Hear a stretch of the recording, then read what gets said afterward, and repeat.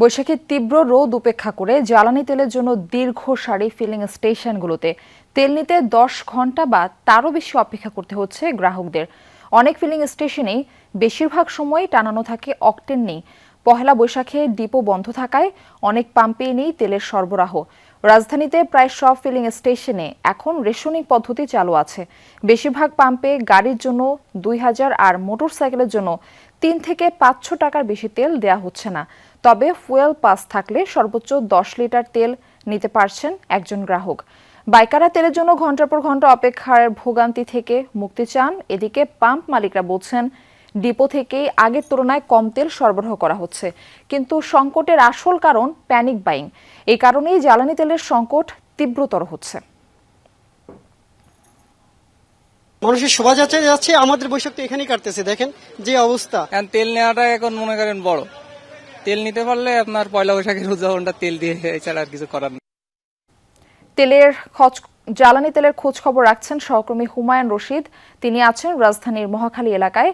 আমরা তার সাথে যুক্ত হচ্ছি। হুমায়ুন, আজকে তো নববর্ষের প্রথম দিন, আজকে যানবাহনের সারি কেমন দেখছেন পেট্রোল পাম্পগুলোতে, এবং ডিপো থেকে তেলের সরবরাহ কেমন, স্বাভাবিক আছে কিনা, গ্রাহক ও পাম্প কর্তৃপক্ষ কি বলছেন?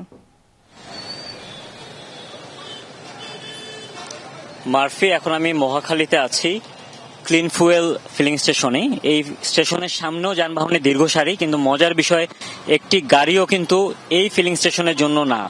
গাড়িগুলো লাইনে দাঁড়িয়ে আছে বিজয় সরণির যে ট্রাস্ট ফিলিং স্টেশন আছেন, সেই ট্রাস্ট ফিলিং স্টেশন থেকে জ্বালানি তেল সংগ্রহ করবেন।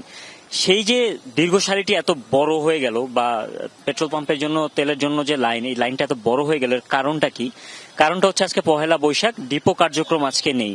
ডিপো কার্যক্রম না থাকায় পেট্রোল পাম্পগুলোতে ডিপো থেকে আসলে তেলের যে লরি, সেই লরি আসেনি। পেট্রোল পাম্পগুলোতে আজকে জ্বালানি তেলের সরবরাহ নেই। তো যেই পেট্রোল পাম্পগুলো শুধুমাত্র এক ধরনের যোগান ছিল, বা যারা হয়তো রেগুলারই একটু বেশি করে হচ্ছে জ্বালানি তেল নিতে পারেন, তারা তাদের যে সংগ্রহ, সেই সংগ্রহ থেকে আজকে জ্বালানি তেল সরবরাহ করছেন। কিন্তু যে পেট্রোল পাম্পগুলো প্রতিদিন 10 থেকে 13,000 লিটার অকটেন পেয়ে থাকেন ডিপো থেকে, তারা আসলে ওইভাবে জ্বালানি তেল আজকে সরবরাহ করতে পারছেন না। এবং আপনি একটু আগেও দেখছিলেন যে আমি দেখাচ্ছিলাম যে অকটেন নেই, এরকম ব্যানারেই আসলে বেশিরভাগ ফিলিং স্টেশনগুলোতে টানানো রয়েছে। এই কারণে মূলত যে কয়টি ফিলিং স্টেশনে আজকে জ্বালানি তেল সরবরাহ করা হচ্ছে, সেখানে দীর্ঘ সারি আমরা দেখতে পাচ্ছিলাম।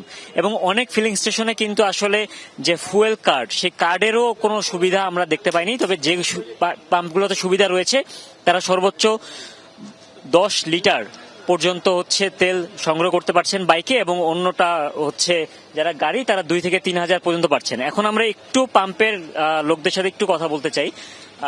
আপনাদের তো রাত্রে থেকে 13,500 লিটার দিয়েছিল, এগুলো বেঁচে কালকে শেষ করে লাইছি। তো আজকে তো আর গাড়ি আসে নাই, তাও পাম্পে তেল নাই আমাদেরকে। কালকে তেল আসবে, কারণ আজকে পয়লা বৈশাখের উপলক্ষে আজকে সরকারি বন্ধ না, এই জন্য তেল আজকে আসে নাই। মারফি, আমরা পেট্রোল পাম্পের যে লাইন, সেই লাইনে যারা অপেক্ষা, তাদের বাইকার বলছিলাম, তারা এক একজন অপেক্ষা করে, এই দীর্ঘক্ষণ অপেক্ষা করে পরবর্তীতে তারা আসলে জ্বালানি তেল সংগ্রহ করতে পারছেন। যাদের ফুয়েল কার্ড নেই, তারা সর্বোচ্চ 800 টাকা জ্বালানি তেল নিতে পারছেন। এরকমটাই পেট্রোল পাম্পগুলোতে যে দৃশ্য, সেই দৃশ্য আমরা দেখতে পাচ্ছি। তারা বলছেন, যারা কিনা বাইকার, তারা বলছেন যে পেট্রোল পাম্প জ্বালানি তেল তারা পেট্রোল পাম্পে এসে কিছু না কিছু পাচ্ছেন, কিন্তু এই যে ঘন্টার পর ঘন্টা, 10 ঘন্টা বা তারও বেশি সময় ধরে অপেক্ষা করা, এই অপেক্ষার ভোগান্তি থেকে তারা আসলে মুক্তি চান। অন্যদিকে পেট্রোল পাম্প মালিকরা বলছেন যে আসলে প্যানিক বাইংটা যদি থামে, ফুয়েল কার্ডের কারণে প্যানিক বাইংটা যদি থামে, তাহলেই আসলে এই যে অতিরিক্ত খরিদের চাপটা কমবে, এবং তখন আসলে জ্বালানি তেলের যে সংকট, সেটি আসলে এত তীব্র হবে না। মানুষজনও এই দীর্ঘ সারির ভোগান্তি থেকে কিছুটা হলেও রেহাই পাবে। মারফি।